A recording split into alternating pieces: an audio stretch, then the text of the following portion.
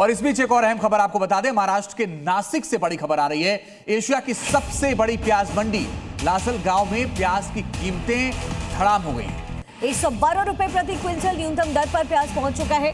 कीमतें गिरने से प्याज किसानों में भारी नाराजगी है। किसानों ने आर पार की लड़ाई का ऐलान भी कर दिया है।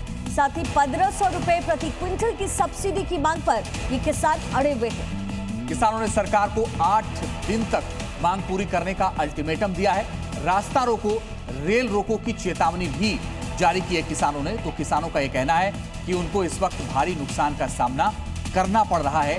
जल्द सरकार इस पर कोई बड़ा फैसला लेगी। पुणे में संदिग्ध विस्फोटक मिला है। अस्पताल परिसर में इसकी बरामदगी हुई है। बम जैसी चीज मिलने से हड़कंप मच गया है। हड़पसर इलाके में हड़कंप मचा हुआ है। और बड़ी बात यह है कि आपको बताएं कि बम की अफवाह के बाद वहां हड़कंप मच गया है। बम जैसी चीज दिखी है और उस पर जांच जारी है। अस्पताल का ये पूरा मामला है जहां पर बम की अफवाह के बाद से हड़कंप मच गया है।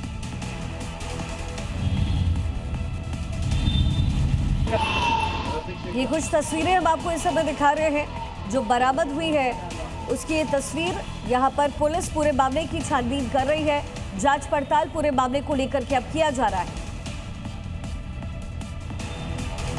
पुणे में दहशत का माहौल, बम वाली अफवाह यहाँ पर फैलाई गई और उसके बाद की ये तस्वीर जहां पूरे एरिया को कॉर्डन ऑफ करके पुलिस प्रशासन अलर्ट मोड पर नजर आई है। कोलकाता के काशीपुर बेलगाछिया से बीजेपी विधायक रितेश तिवारी का विवादित स्टेटमेंट सामने आया।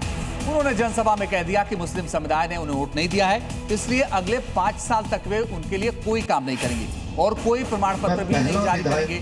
आपको सुनवाते हैं कि नवनिर्वाचित विधायक रितेश तिवारी का वो विवादित बयान, जिसको लेकर के अब बवाल हो रहा है और ये कह रहे हैं कि मुस्लिमों ने उन्हें वोट नहीं दिया है, इसलिए उनका काम नहीं करेंगे।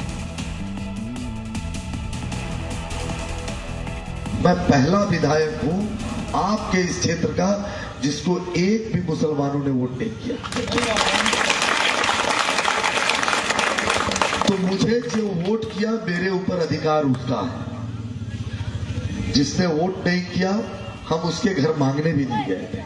और आज बाबा भोलेनाथ को साक्षी मान के कहता हूं, एक काम उनका नहीं करूंगा आने वाले 5 साल में। एक सर्टिफिकेट इशू नहीं करूंगा उनके लिए।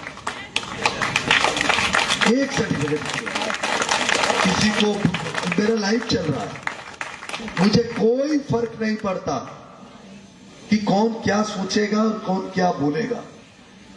मोदी जी कहते हैं सबका साथ सबका विकास, मैं मानता हूं उसको क्योंकि मेरे नेता ने कहा, लेकिन साथ में उन्होंने इस चुनाव में एक और शब्द जोड़ के गए, सबका हिसाब होना चाहिए या नहीं होना चाहिए।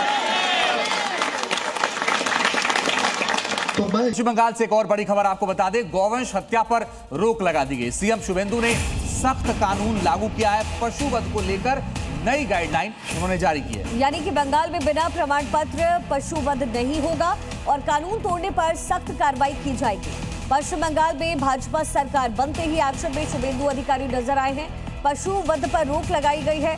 जो गाइडलाइंस है वो जारी किया गया है। बिना प्रमाण पत्र पशुवध नहीं किया जा सकेगा और अगर कोई ऐसा करता है तो उसके ऊपर जबरदस्त कार्रवाई होगी।